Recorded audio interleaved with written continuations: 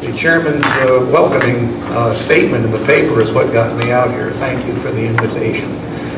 Bottom line is this.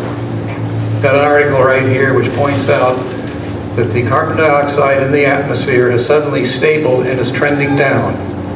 Big surprise. Nobody predicted this. Why? Because new drilling techniques, the United States has become the Persian Gulf of natural gas. The price of natural gas has dropped like a big pohaku. And it presents a magnificent opportunity for the island of Oahu. I have a formal written testimony on this. Basically, it comes to this. So that's summed up rather neatly by Governor Abercrombie in his letter to Hawaiian Electric. He says, move forward with plans to include natural gas in Hawaii's energy portfolio in the near term. Amen. For example, natural gas on the mainland is now going for about $3 a million BTU. That's equivalent to $18 a barrel. Hawaiian Electric is paying $135 a barrel. You wonder why electric rates here are 4 times higher than they are on the mainland. We have got to get off oil. We've got to look for ways that don't involve spending $1 billion to put a very complex DC power cable from here 52 miles at 2,500 feet depth to the west end of Lanai. We have an opportunity.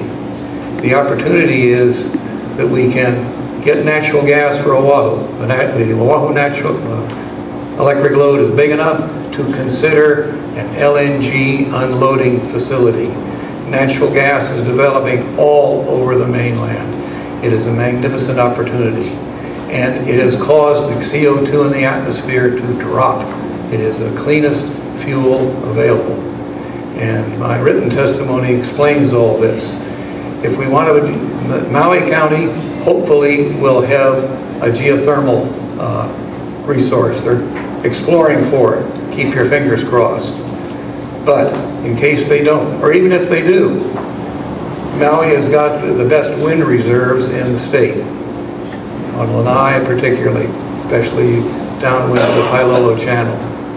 You can run cables across the Lahaina roads, plain old AC cables. You don't have to have these big fancy DC inverter stations, big switching stations, and you have to design that to resist tsunamis. That's the lesson of Fukushima Daiichi. Watch out for the tsunamis.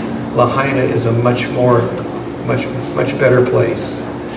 So the basic thing is, if we're going to really utilize wind on Maui, and if geothermal doesn't come through on Maui, then what we need is to consider a pump storage hydro plant. There are many places on Maui where a pump storage hydro can make wind useful for utility of that size. And please refer to my written testimony for more details on that. Thank you. Thank you, Mr. Boyd. Next is Representative Thielen, and then Lisa Bale, and after Lisa is Henry Curtis. Thank you again for holding this hearing, and I've submitted my testimony in writing. I'm just briefly going to talk about wave energy and the Department of Energy's recent report that showed that Hawaii has vast more power in the ocean than was previously anticipated. Each island can provide 100% of its power needed by tapping the surge in the ocean and using the wave energy converters. Oahu, though, can only tap 80% of its needs, but it's a powerful source. We have support from the Department of Energy for the Marine base, which is putting in a wave energy hub where companies will be able to pay to come and hook up and test their devices, creating jobs in our economy and also providing power from the natural sources of the ocean. So with partnership with the Department of Energy, I believe that we're on the right track. We do not need $1 billion cable coming from Lanai. We don't need to make that island a wasteland for Oahu's energy needs. We have our energy right surrounding our island. The other testimony that I put in that will be part of the record is a longtime passion of mine industrial hemp, where we can use our agricultural lands to grow hemp and make our building materials right here without having to import those materials. And the hemp buildings that are put up all over the world, except for the United States, are energy dreams. The testimony goes in much more detail about that. But I would like to see us resume our research on industrial hemp. We planted it for 3 years, and we can go back and do that, and I think provide good sources of renewable energy for our state. Thank you very much again for being here. Thank you. Lisa Bale, Henry Curtis, and Daniel Cooper. Okay. Henry Curtis, Daniel Cooper, and after Daniel will be John Floyd.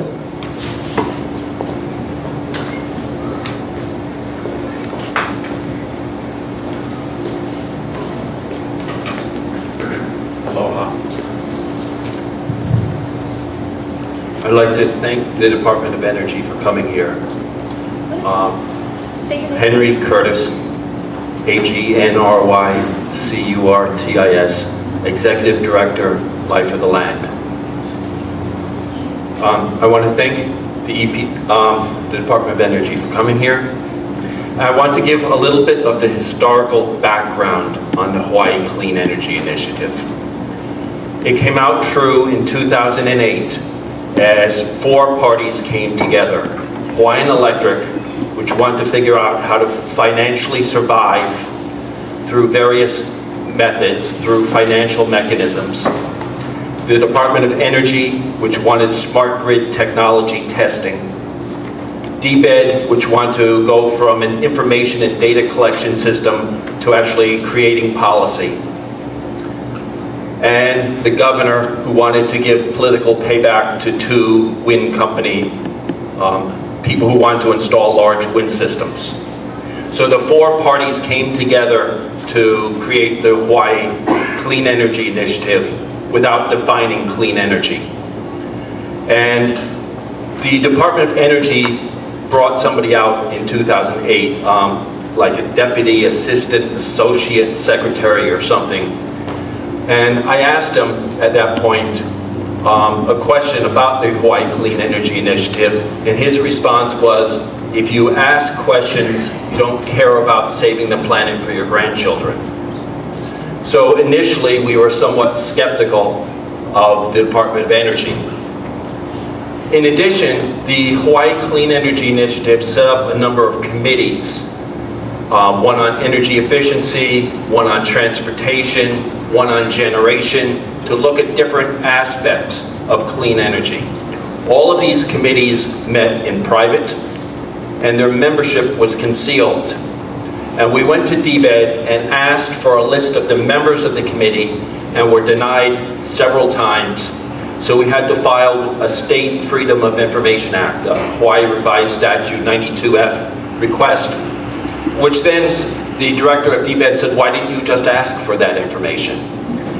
But we got a list of who was on each of the committees, and we then began talking to the individual members of the committee to discover that they had no idea what was going on in their own committees. They were just there because it was nice to meet, and the DBED and the Department of Energy were making the key decisions from top.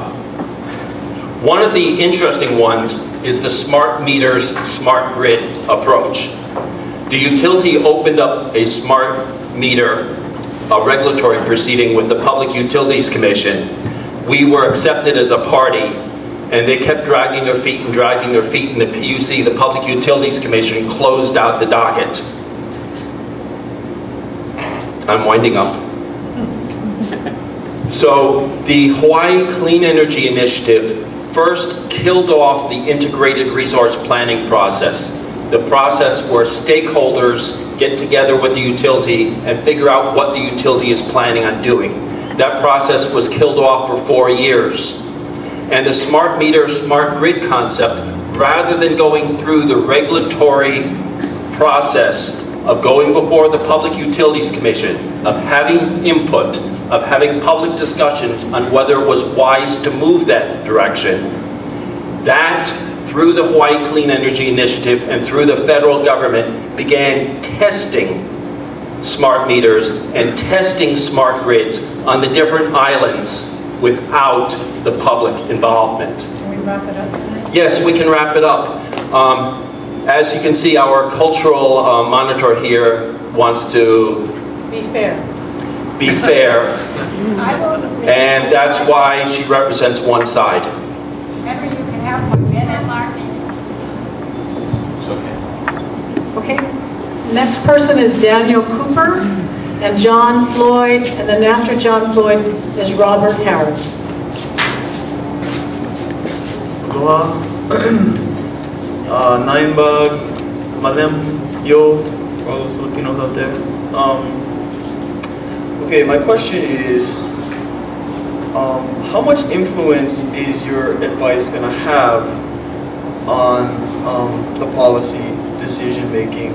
Is it going to have more, or at least as much as Hawaiian Electric? Also, I'm wondering if part of your investigation will consist of investigating the factual basis behind the claim put forth by Hawaiian Electric that they don't have the money to upgrade the grids enough to allow everybody who has solar panels into the grid. I'm wondering if you see the potential bias behind such a statement, seeing as that would probably lose money for Hawaiian Electric. I am under the impression that they have some kind of a deal where they buy cheap, the crudest type of oil, and then because they're a monopoly, I'm sure they have no competitors, so they can sell it for kind of an relatively arbitrary price. So I agreed with very much with the Filipino auntie who was very concerned with Hawaiian Electric, and so I'm just wondering how much you're going to focus on them.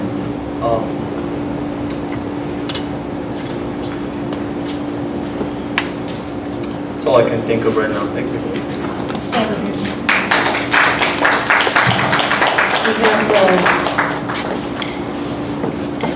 John Floyd, and then Robert Harris, and then after Robert, Marissa.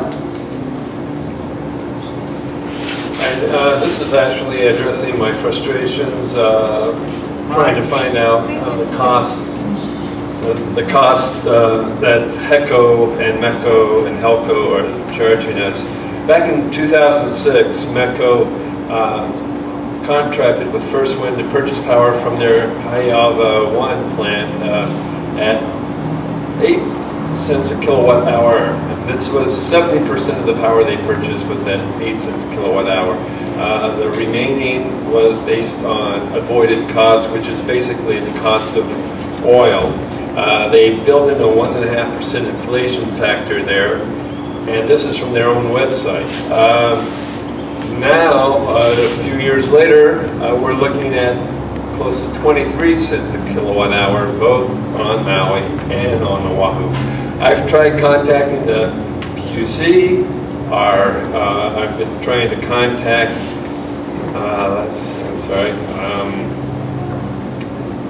basically the PUC to find out a justification of this increase in cost, and we've gotten nowhere.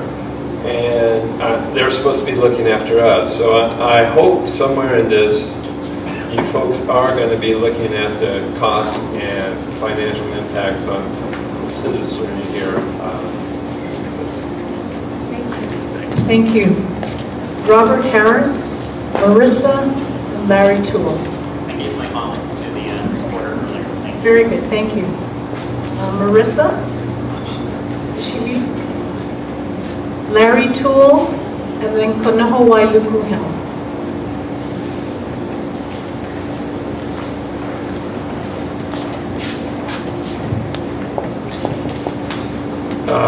You'll have to forgive me, I'm going to read this. I'm a little shaky this evening, but thank you to DOE for the opportunity. I'm Larry Toole from Molokai. I'm sorry.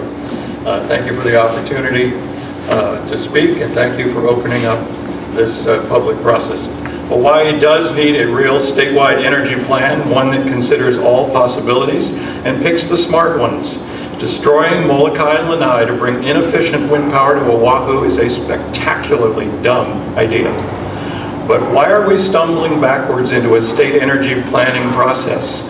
Why don't we already have an island-by-island inventory of present and projected energy needs, of opportunities for conservation, of renewable resources and the relative costs of each?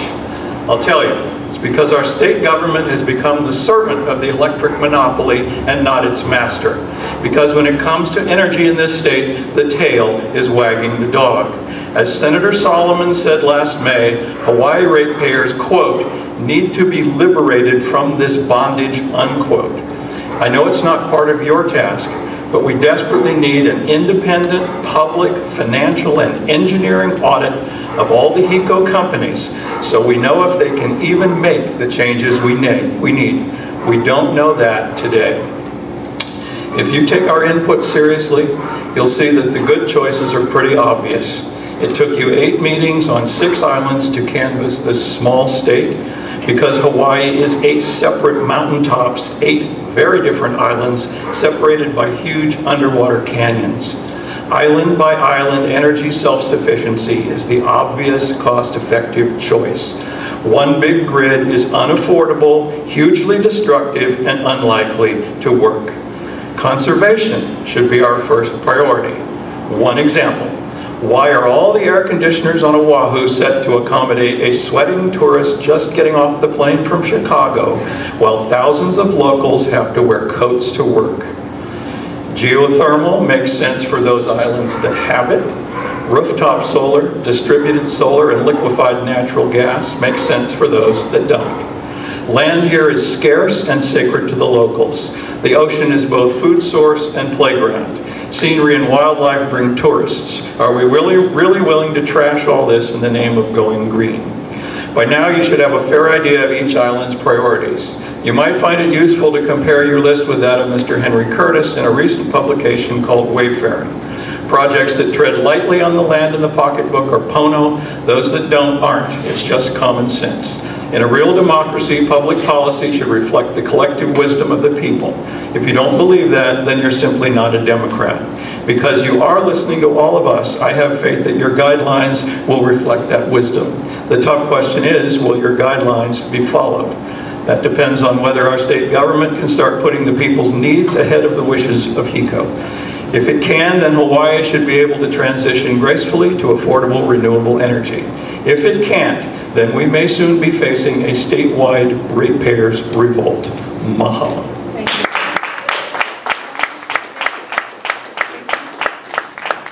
After I have Kanoho Wailuku Helm, Luella Leonardi, and then Stacy Koanui Nefalar.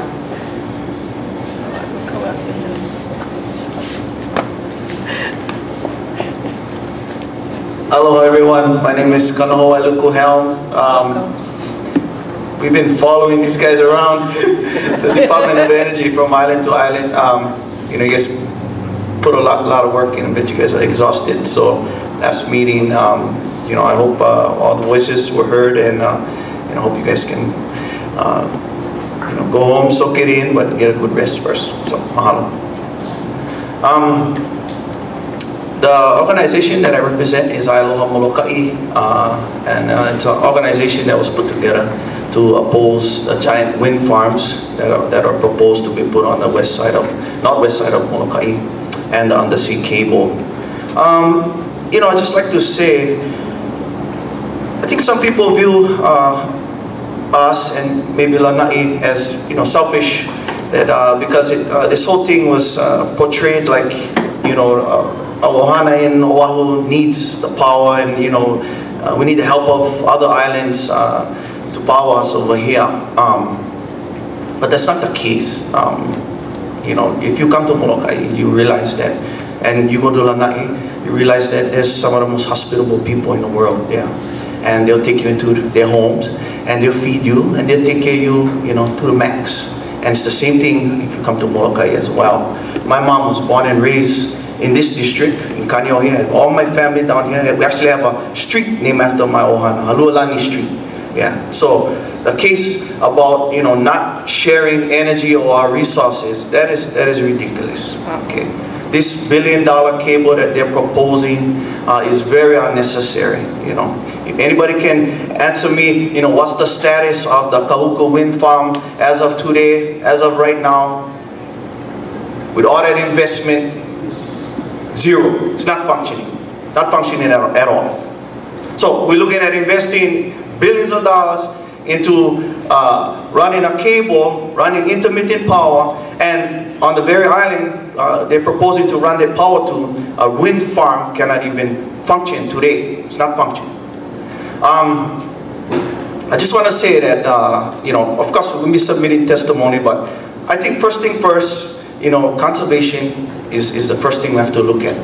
I'm not a scientist, but I know this. If we shut out our lights right now, shut off all the fans, we'll all still be alive. Okay? I'd like to see walking towns. Maybe we can create walking towns over here on Oahu. Another idea, possibly if we can create a task force to look at people who have common jobs in districts where maybe they can swap jobs so people don't need to be driving across the island. So like if there's a waiter down in Waianae going to his job and a waiter in Kaneohe and they're driving across the island to go to work, it's a common enough job to where they can just swap positions. So if the state can look at something like that where they can start doing that, I think that's a good idea. That way we're not wasting fossil fuel sitting in traffic, not driving. Because a lot of our fossil fuel is being wasted sitting in traffic. I experienced that today. Okay?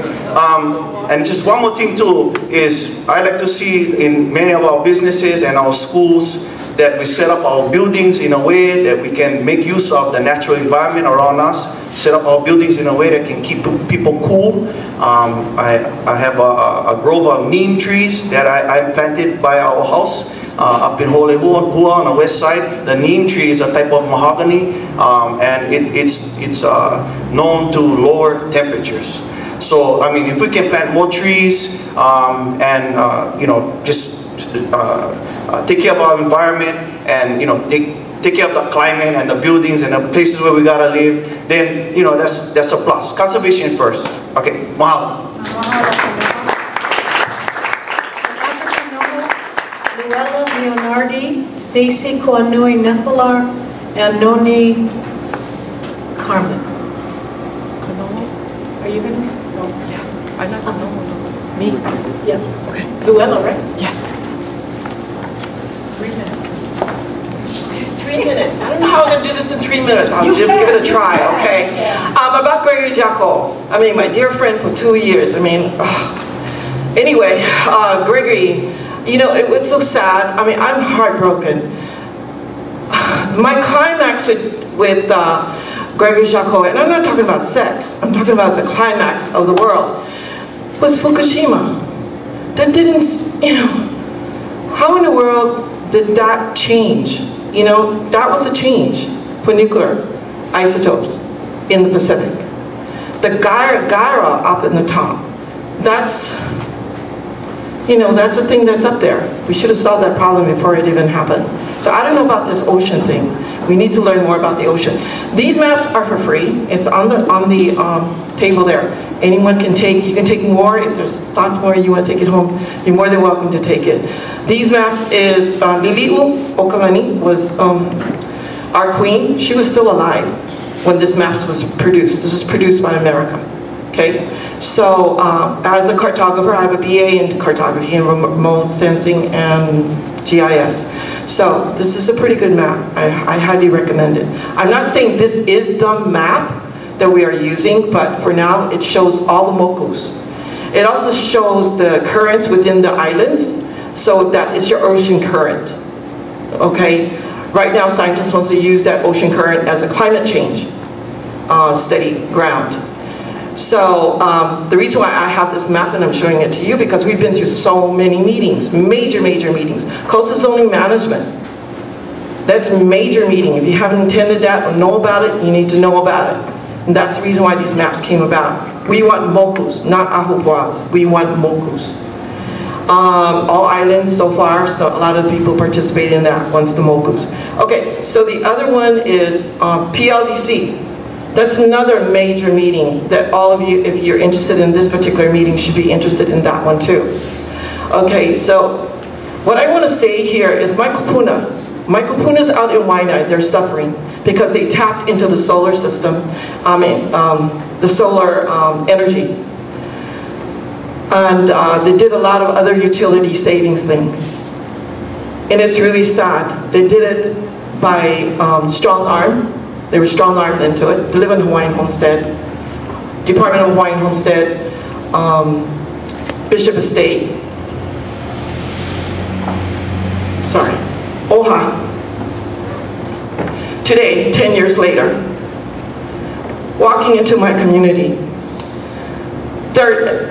with the sheriff department, 30 men, gunpoint, and evicting my kupunas while we're all at work. It's really sad, it's true, it's happening. So now we're looking at, can we participate in this program? We want to live here in Hawaii. We don't want to be foreclosed. We don't want to live houseless. We want to live here and raise our children. We don't want to be looking down at the barrel. And that's exactly what's going on in my community. And I just wanted to leave that with you tonight. Thank you. Appreciate that. After I had Stacy, and he said Noni, I'm sorry if I'm pronouncing it wrong. Nomi, and then Malia.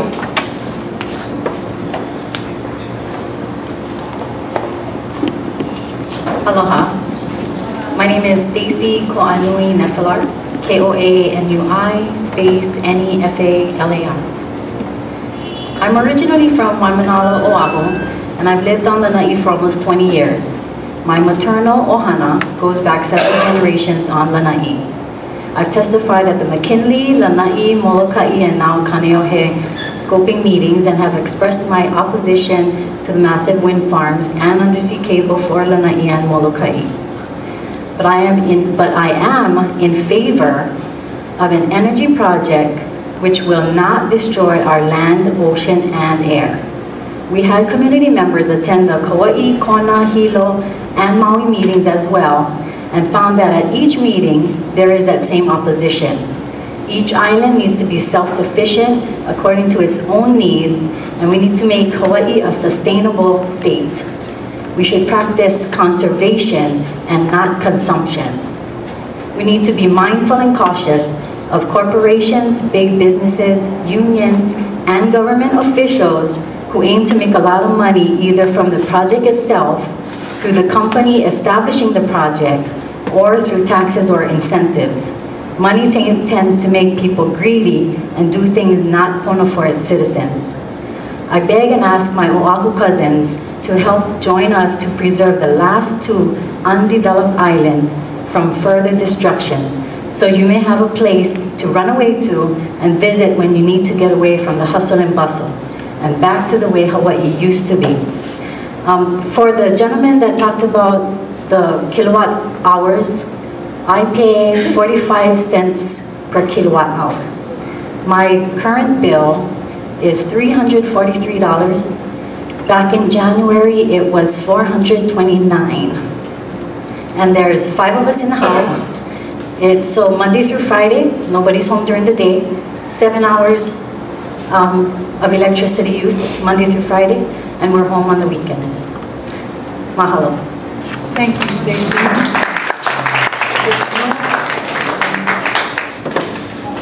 Momi, I am so sorry. I really do apologize. No problem. After Momi is Malia, and then after Malia is Shara. My name is Momi Suzuki, like the car. Thank you for having me speak to this evening. And I'm also just going to read this. While I am an enthusiastic advocate for energy conservation, and reducing our dependence on imported fossil fuels. I am also an advocate for preserving the increasingly vanishing parts of Hawaii that are so fundamental to who we are as a population. Further, I am concerned that the project costs for this project so far outweigh economic benefits and will wind up costing the taxpayers and ratepayers an outrageous amount of money that could be much more productive, invested in less intermittent, more productive alternative renewable energy. Lanai is a very special place, very, very special. Now I can go back 8 generations from Lanai. And it is very small, about 3,000 people that live there. It is the last intact plantation town in Maui County with a small population. Like I said, of about 3,000 people. And many of these families, feed and hunt, from hunting, from access deer, mouflon, sheep, and freshly caught fish. One of the major sources of those self-sufficient food sources is the same area targeted by this industrial wind power plant. As you know, 170 towers, each as tall as Honolulu First. See here? As a bank, First Hawaiian Bank building, 410 feet tall, could be built on 1/4 of Lanai's 89,000 acres, totally destroying archaeological culture and historical resources, and significantly impeding or outright destroying the hunting and fishing activities on Lanai. I have a rental unit that I've run since 1992 after leaving Wahiawa, and I depend a lot on hunters. They come back every year to my place, and if it wasn't for the hunting, I would be really out of business. Please support our state efforts to reduce our dependence on imported oil. Please support efforts to have conservation of electricity drive our daily lives. And please support alternative energy.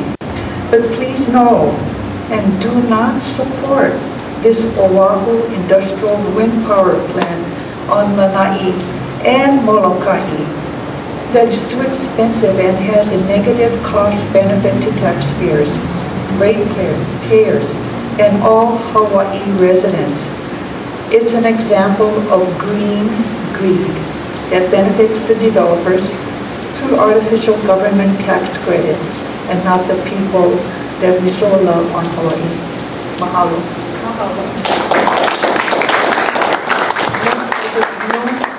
Nomi.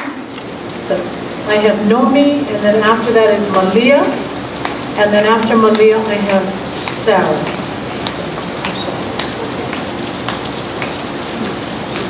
Aloha, my name is Nomi Carmona. I'm here representing the office of Councilman Tom Bird, District 1, that's Waianae Coast. There are a number of concerns with our state energy crisis, and among them I wonder, why do we have these fans on when we could open those windows up there? We have plenty of wind. Is there an option to turn off those outside lights and only use the central if you're only using the central? If this school's operating, can they turn off these other 2 rows of fans if they're not necessary and maybe put 1 row? We need to start looking at options like that. All the little things that we can do to balance our carbon footprint are very important. And with that said, I would like to say as the executive secretary for the district, I get a lot of phone calls about HECO. I get a lot of calls about energy bills. I get constituents crying because they cannot afford their energy bills. I get people who are stuck on the bus, on top of the bus cuts, who literally tell me they cannot afford to plug in their icebox. They're crying, grown men crying because they cannot afford to even take care of their own food or resources, much less cable or internet or anything to upgrade their job or increase their resources. So that's very much a concern of mine. Also the smart meters, get a lot of calls about that too. People are having to chain up their smart meters, chain up their old meters so that smart meters aren't installed against their permission. We have a couple of pieces of legislation in the works right now. 12130 is the, I'm sorry, 12170 is the first one that I'd like to review with you on behalf of District 1 and Councilman Berg. And that is urging the legislature to prohibit the use of smart meters on Oahu. I'm just going to read this for you because the legislation speaks for itself.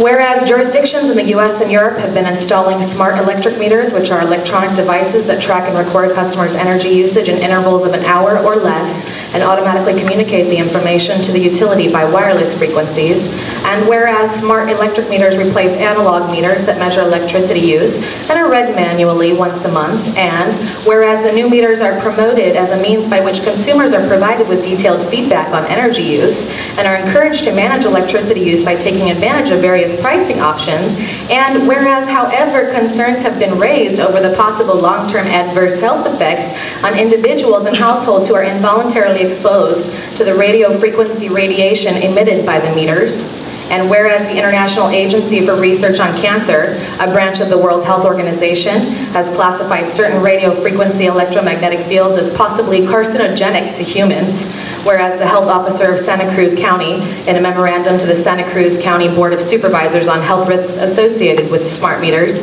noted that there is no scientific data to determine if there is a safe radio frequency exposure level regarding its non-thermal effects, and whereas the memorandum further notes that government public health agencies should be much more vigilant toward involuntary environmental exposure because they are the only defense against such exposure, and whereas the council finds that the benefits of smart meters are outweighed by the potential public health hazards the devices pose, and whereas the State Public Utilities Commission is the body regulating electrical utilities in the state of Hawaii, now therefore be it resolved by the City and County of Honolulu, the legislature is urged to enact legislation that would prohibit the use of smart electric meters on Oahu, and be it finally resolved.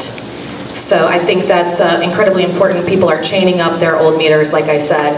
They feel very strongly about it, and it's rumored to have 1,000 times the radiation emitted of a cell phone.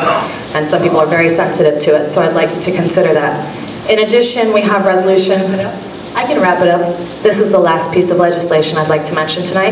That's 1262, supporting state legislation that would limit the ability of an electric utility company to own and operate both the means to produce and deliver electricity to the public. Whereas residential consumers in Hawaii pay more than 3 times the national average for electricity, and whereas a report by the U.S. Energy Information Administration finds that the price for electricity residential in Hawaii is 36.56 cents per kilowatt hour, while the national average for electricity is 11.88 cents per kilowatt hour, and whereas Hawaii has a regulatory system and a utility monopoly that were built for a time and public purpose that are in the past, and whereas Hawaii's boundless renewable energy potential is bottlenecked in our archaic utility structure, and whereas the utility's monopolistic control is often at odds with the public interest in the world beyond fossil fuels, and whereas democratizing energy requires the creation of a free market in energy so that we can deploy clean energy sources and our entrepreneurs can create new jobs, and whereas Hawaii Revised Statutes 26991 defines electric utility company as a public utility company for the production, conveyance, transmission, delivery, or furnishing of power, and whereas Oahu's electric utility company has an inherent conflict with respect to purchasing electricity produced within the company or by an affiliate versus purchasing electricity produced by an independently owned and operated energy generation company, and whereas there is a need to facilitate the development of competitive power generation markets, and whereas potential benefits of a competitive power production environment include lower electricity prices, lessened reliance on fossil fuel-based electricity. We've really limited everybody to 3 minutes. I really appreciate that. And I would like you to please read the handout that I provided for you, and thank you for your time and accepting my comments. Mahalo. Appreciate that. Aaliyah, Sarah Myers, and then Sandy Rabat.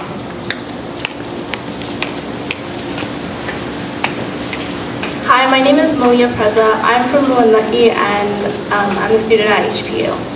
I'd like to express my opposition for the proposed industrial wind project on Lanai. As a native Hawaiian, I believe that well-being is integrally tied to the vitality and abundance of natural resources relied upon for subsistence and cultural practices. I'd like to impress the perspective that the land is not a commodity, it is the foundation of our cultural and spiritual identity as Hawaiians. I am against the destruction of the Ka'a'ahupua'a by the development of a utility-scale wind power plant on 1/3 of our island. It is important to me that places such as Ka'a are preserved so that my future children may be able to live and work their ancestral lands, to gain essential knowledge about their culture, as to not just know about traditional practices, but to experience firsthand what it means to be Hawaiian. And more importantly, to develop an intimate relationship with the Aina so that it will foster a commitment to care for and protect Hawaii's resources for future generations. Furthermore, there are many people in rural communities such as Lanai who continue to practice subsistence cultivation, gathering, fishing, and hunting as a part of their livelihood. Rural lifestyles and cultural and historic places should be protected and not undervalued due to their innumerable nature. The PEIS should identify lands to be excluded from industrial renewable energy proposals due to overwhelming and irrevocable negative impacts, and not just mitigate such impacts by, for example, hiring conservation dogs to pick up dead endangered birds and bats killed by turbine collisions like at the Kuhuku facility. Alternative options should also be explored, along with the possibility of making each island energy efficient. We need to stress conservation. If Oahu could reduce its energy consumption, the need for industrial projects and expensive undersea cable could be eliminated so that rural, more sustainable communities will not be forced to sacrifice on behalf of wasteful overconsumption. The PEIS for our state should reflect Hawaiian values and principles that emphasize empowerment, self-sufficiency, cultural preservation, and resource conservation and protection. Thank you.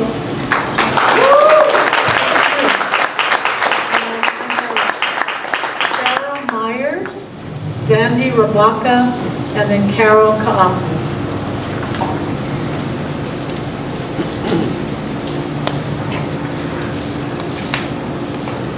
Good evening. My name is Shara Myers and I am from Lanai. I am not against renewable energy, however, I'm strongly opposed to the current plan. Constructing the windmills in Ka'a will cause it to become an industrial wasteland. There's just too much to be lost. It is ridiculous that this project will take up 1/4 of the entire island. It is a large sacrifice for the people of Lanai, and it will only benefit others who are driven by greed and ignorance. Why must such a small island give up so much? What do we on Lanai have to gain? Nothing, but we have much to lose. I ask that you please try to understand how much this land means to me and my fellow Lanaians. Some of my favorite childhood memories took place in Ka'a, the place you choose to dump the windmills. Ka'a is a Lanai I know, that I grew up in. It is the Lanai that I want my children and the future generations to know. It is some of the best country left in Hawaii because it is untouched by developers. Why ruin this immaculate land? It has been recognized that over 200 historic and culturally significant sites lie in Ka'a. So why does this place continue to be an option for the site of the windmills? And why construct windmills when it has also been identified that wind power is old technology? What about the native plants and animals that have thrived for centuries and made Ka'a their home? What will become of them? If the windmills are built, they would damage the land beyond repair, and it would be devastating to see the area Lanai thrives on be changed forever. Many people hunt and fish in this area. For generations, people have used this area for hunting, fishing, and recreation. Building these utility-sized giants changed that. Lanai supplying Oahu with energy should not be the answer. Each island should be self-sufficient and self-reliant. Why must Lanai sacrifice for the needs of others? And why must we change our country lifestyle because others demand more energy? Thank you. Sandy, and then Carol Ka'apu, and then Christine Costales.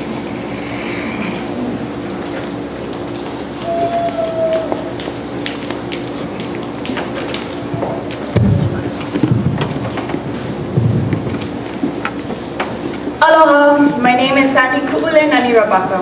I am from Lanai. I am a product of that land, and so are those people over there in the back table. Windmills on Lanai to power Oahu will lead to the destruction of the land and its people. Reason against developing windmills on Lanai are many. Firstly, they will negatively impact the tourism industry, as well as the lifestyles of all Lanaians. The island's historical and sacred sites will also be destroyed. There are 2 5-star hotels located on the island as the main source of revenue for its residents. The tourists who travel to Lanai come to see a land untouched, left alone by big city life, technology, and people in general. They come to see sacred grounds important to Hawaiians and natives of Lanai. If the windmills are to be built in the proposed area of Ka'a, tourists will no longer be able to look out, enjoy the view of the white sandy beach, ocean, and surrounding islands. Lanai's natural untouched beauty will be destroyed forever and the local tourist economy struck into a downward spiral of nothingness. The Ahapua'a is still a place where Lanaians frequently visit to harvest food by hunting and fishing. With the recent decline in the economy, purchasing food has been difficult. Therefore, more and more Hawaiians are driven to catch their own food. My family is one of the many. Gigantic windmills put up throughout this significant piece of land will ultimately prevent Lanai to be sustainable. Power that the windmills produce will be sent to Oahu via undersea cable, home to Honolulu, Hawaii's biggest city. Oahu is the island that has already been converted to city life and Americanized into an industrial wasteland. Lanai hasn't been. So in a sense, an undamaged, self-sufficient island is being changed to feed a city that cannot stop its need for power. This just doesn't make sense and is not fair. Tell me, why should Lanai be the one to suffer? Lanai has numerous documented historical and sacred sites, many of which are within the area of Ka'a. These will no longer be able to be seen or accessed to for religious practices or educational purposes because they will be demolished in the process of developing windmills. How can a new green technology wipe out areas of archaeological value and cultural significance? This is not a good thing. Yes, it may be old, but it's culture and shows heritage and ways of life. It's the history of Lanai put into the earth and now out of blind sight, taken away and ruined forever by windmills. In conclusion, I am strongly against the development of windmills on Lanai, my home, because it directly affects myself, my family, and the spirit of Lanai. If this project is pursued, then Oahu will get power, and the Lanaians lose their identity. Mahalo for this opportunity. Thank you very much. Christine Costales, and Martha Evans. Aloha. Aloha, thank you. My name is Carol Ka'apu, C-A-R-L-E-K-A-P-U. As I was looking through the posters over there, I came across the alternative transportation fuels and modes poster. I was rather shocked to see that there's no bicycles or pedestrian options on that poster. We're talking about very usable ways of transportation, but they're not even being considered. When I lived in Asia, bicycles were everywhere. Everybody took a bike. I saw a family of 5, groceries, and an umbrella on a bicycle. We can use bicycles. I live in town. I travel, I commute about 5 miles each way. I'd love to ride my bike. I'm afraid to. I'm afraid to be run over. Many of my friends who do have bikes have had multiple accidents. And so I'm asking that you would consider, as you're doing your study, to include those transportation. We don't have winters. In Japan, they don't care. They ride their bikes in the winters. But we don't have winters.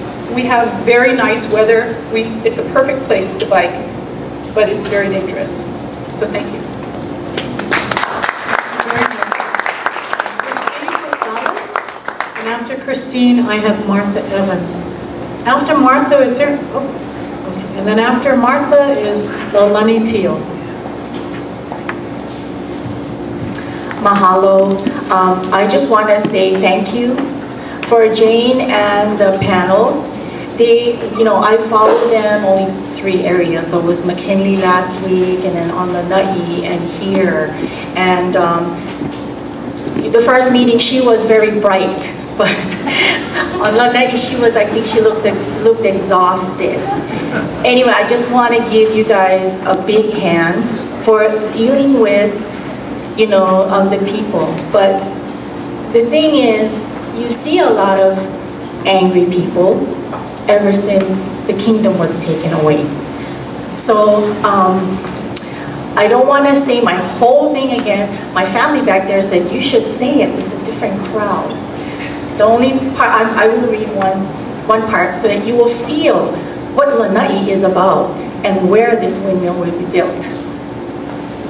Within Ka'a is a place called Poli'ua, the largest sandy beach of Lanai, where Pele ate the delicious flesh of the sea turtle, where history of a Hawaiian village of heiaus, burial sites, and koa fishing shrines still remain, where an anthem was written confirming the use of maneva neva as a lay plant. Ohu ohu Poli'ua, ika maneva neva, kalea kaulana o ka'aina, Poli'ua adorned with maneva neva, the celebrated wreath of the land. Et Nana'i, child of Ka'ula, honored is the lei maneva neva, magnificent on the chest when worn. On the sacred breast of Vakea's child, maneva neva is found nowhere else on the island except at Poli'ua. Poli'ua continues to be a place where the people of the island gather their food.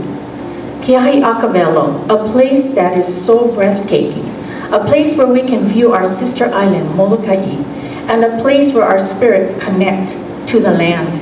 Can you feel it? This is what you will destroy forever.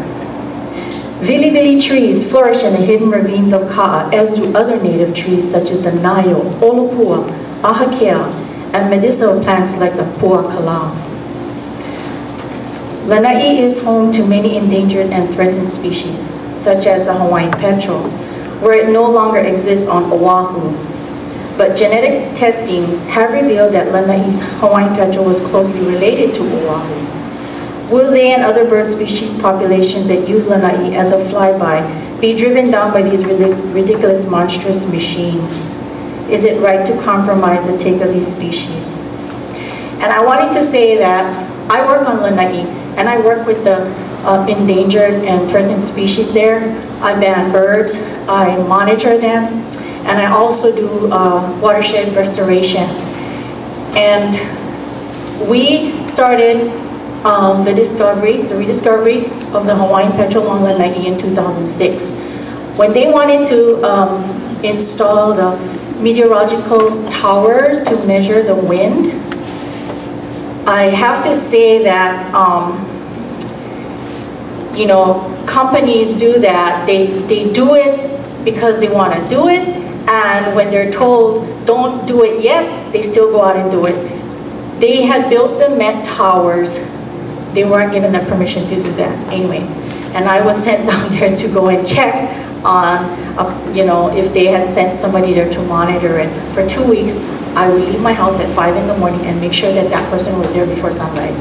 So anyway, you know, one person at the first meeting said that the state and the legislatures, they go parallel. So they make all these rules, and I'm figuring it out. They're making rules for corporations. Anyway, incidental take permits. I'm trying to understand this. You said, and following these meetings, that if a project is not a federal project, like don't get federal funding, so they don't follow these, or this guideline, right? So here's Kahiava on Maui. It says non-federal activity, am I correct? If it says non-federal activity, that means, okay, it's funded privately. Oh, okay. So I'm trying to understand it. I'm trying to understand it. I followed this. This is the last meeting, and I'm trying to understand this. The incidental take on Kahiava on Maui does not include, I think, pueos, Hawaiian stilts, whereas I think the Kahuku windmill covers pueos and Hawaiian stilts. So I'm rather confused as incidental takes, if the state gives a permit for that, and if the federal gives, it's under the federal incidental take. So, you know, help me to understand that. I would think that all endemic and threatened birds or endangered birds would be on an incidental take permit. And you know, I'm trying to get some answers here. So be sure that all endemic birds of of Hawaii, native endemic birds and species are included in this incidental take permit. That's what I'm trying to understand. Thank you.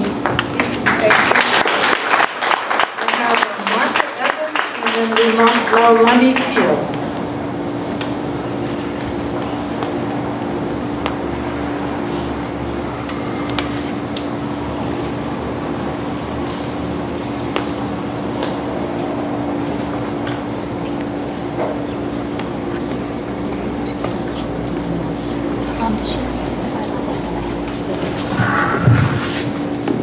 Aloha ahi ahi.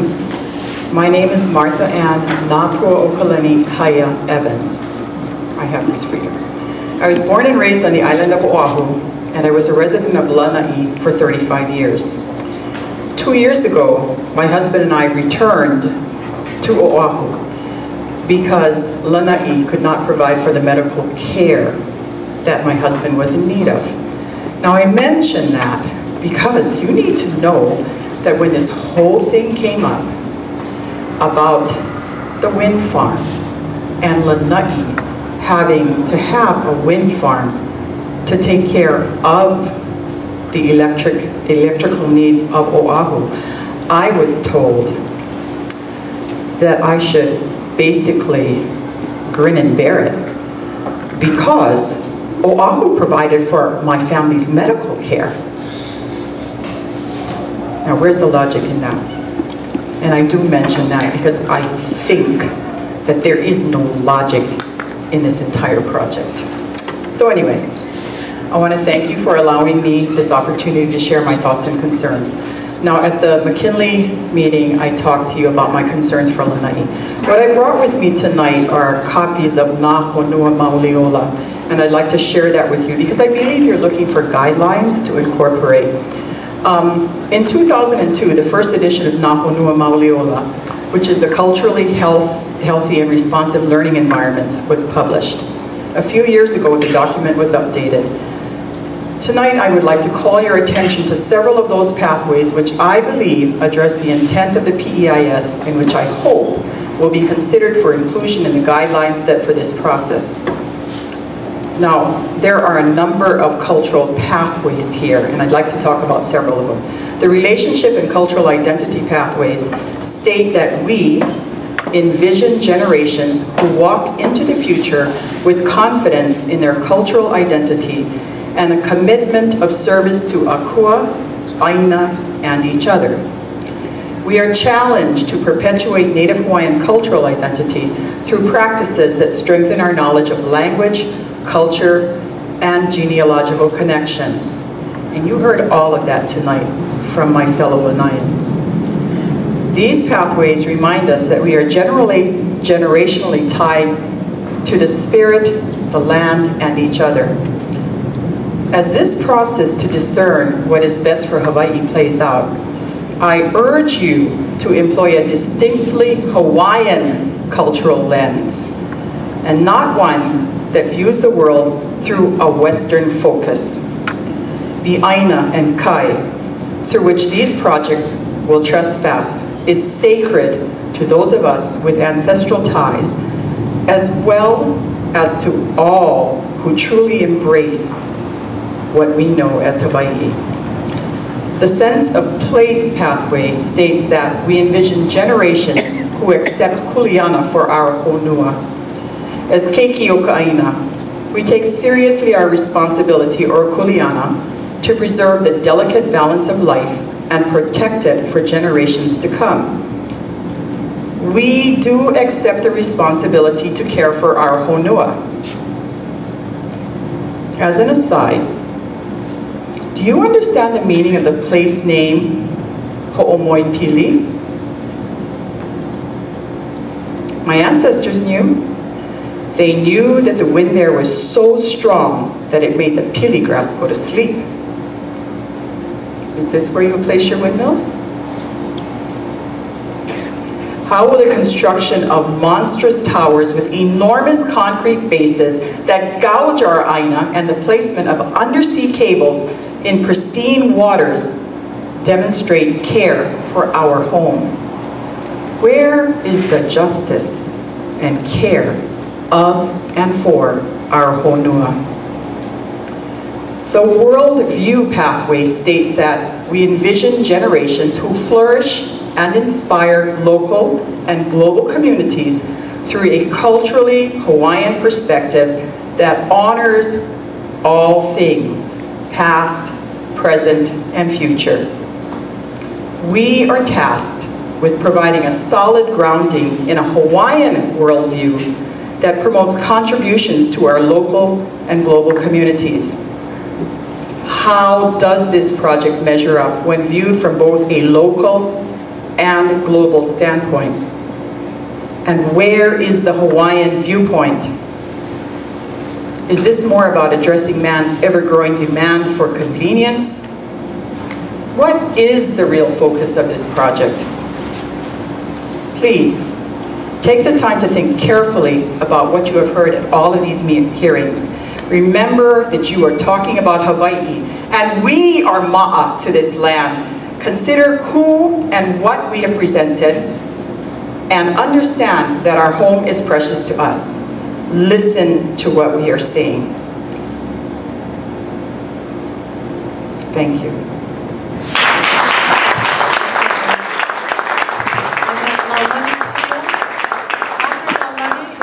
Is there anyone else who would like to speak or have a comment? Yeah.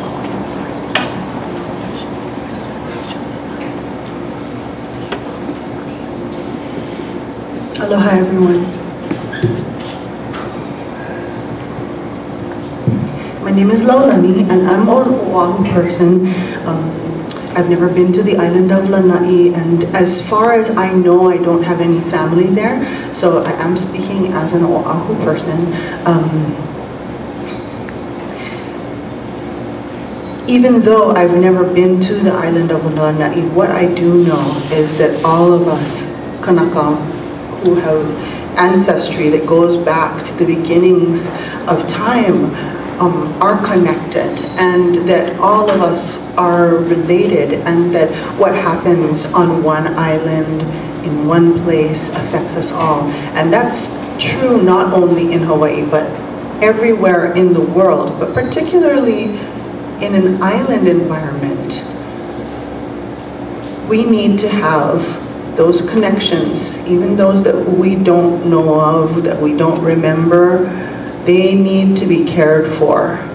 And I do not want the connections between myself and my brothers and sisters of the island of Lanai to be a cable that's laid there at the bottom of the ocean, the bottom of the sacred ocean, to bring energy from people who don't want windmills on their land to my land, so that it can power some good things, I'm sure, but some things that I'm not sure how much we need.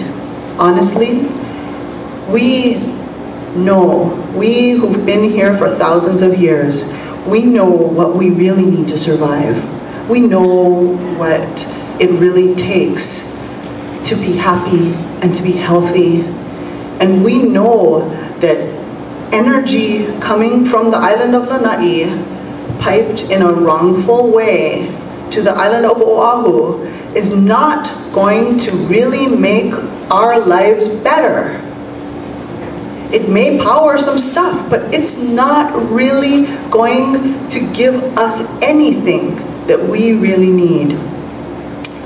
In speaking of Ohana connections, I think in the bigger picture too, we need to realize that as Pacific people, we're connected to lands throughout the Pacific, across the Pacific.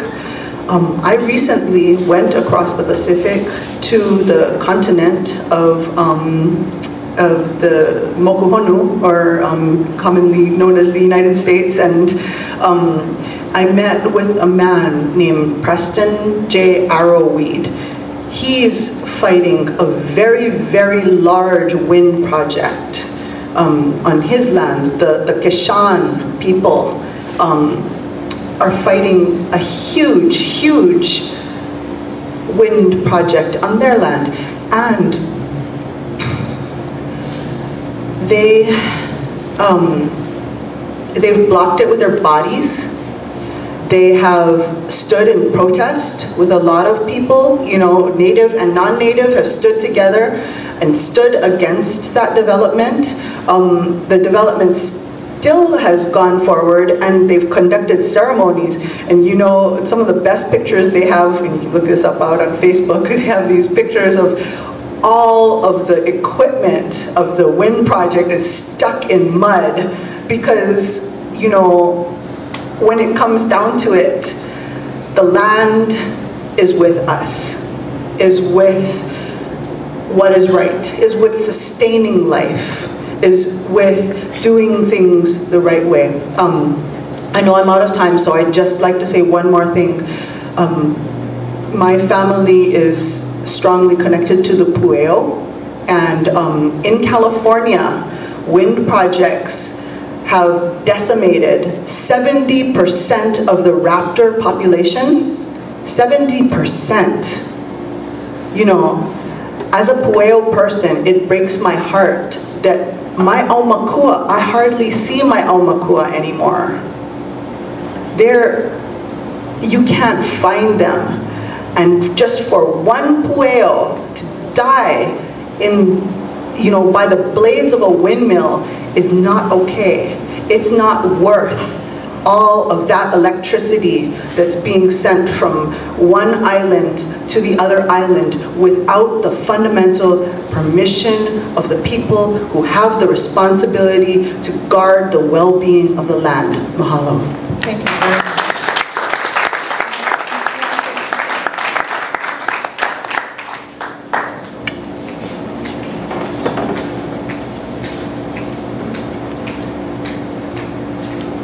Could just state your name.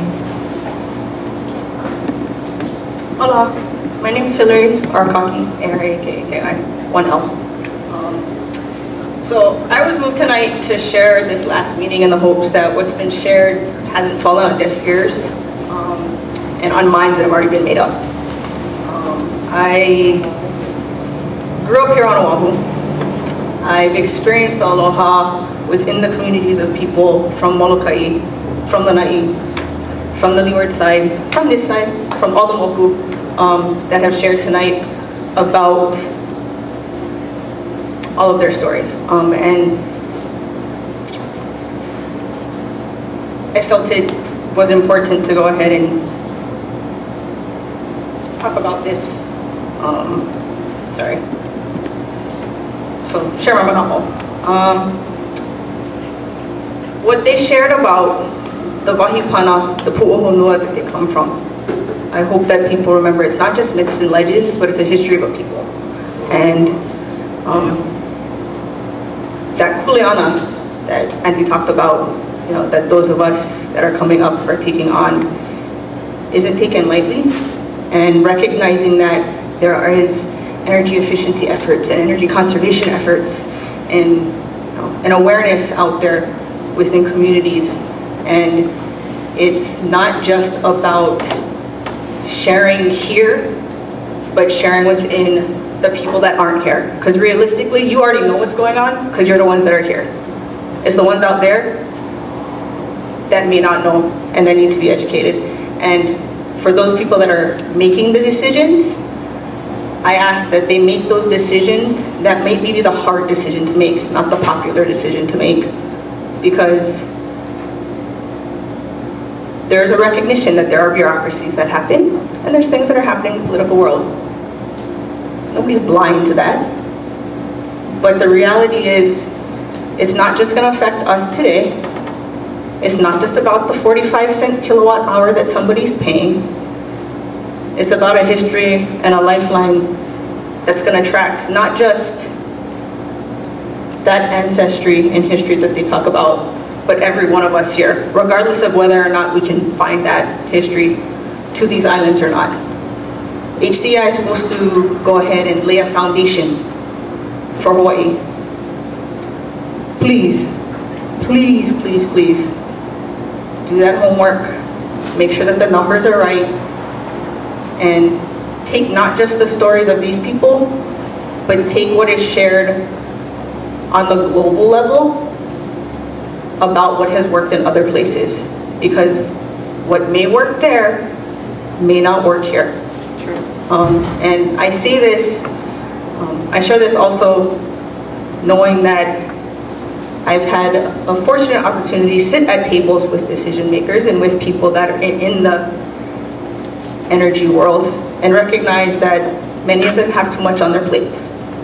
So help guide them to help make those decisions, because whether they've been doing it for 2 months or they've been doing it for a lifetime, there's things out there they aren't reading, and there may be points in their life where they've been disconnected to listening to what not just this Aina's telling us, but the world is trying to tell us in making those decisions. So, mahalo for your time.